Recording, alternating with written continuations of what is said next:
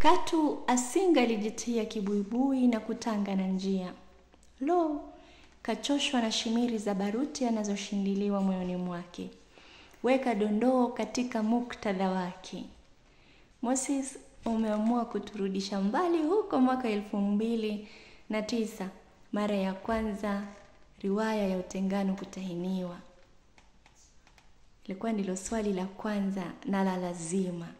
Baraza la mtihani likaamua kuwatoa kijasho wanafunzi. Dondoo likawa ni hili ambalo lilimhusu mhusika msaidizi. Kutanga na njia na buibui kukawachanganya wanafunzi wakadhani ni Maimuna. Kumbe anayerejelewa ni Selumi, mkewe Shoka. Anasema Shoka hakuwa mwanamume yule. Hakujali mke na watoto wake wanakula nini. Eti chake kilikuwa ni angoje Selumi atafute, atikikipikwa aje apandie. Sasa pale ndipo Selumi alikuwa anaeleza, ama mwandishi anaeleza kwamba Selumi kila wakati aliapa kama si wanawe hangechoka, hangeenda kutafuta. Lakini kinachonifurahisha ni ile taswira ambayo tulipewa ya Shoka. Sijui kama unamkumbuka Shoka.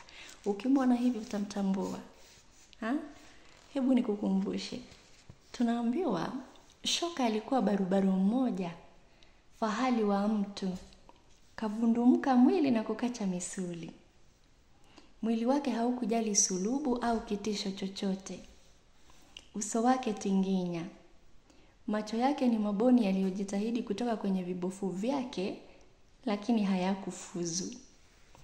Meno ya juu yamemng'oka, kwa hivyo mdomo wake wa chini umechomoza mbele na ule wa juu umerudi nyuma. Pua yake ni pande la nyama lenye matundu mawili ya ndonya. Nywele zake zimejenga tuta huku na huku, na katikati mlima safi unaoteleza. Nyusi nyingi zimetengana na macho. Halafu mwandishi anasema eti juu ya urembo huu wa Shoka akapambwa na mbabuko wa mwili. Na kwa hivyo rangi yake hapa na pale ilikuwa nyeusi na ya shaba. Huyo ndiye Shoka.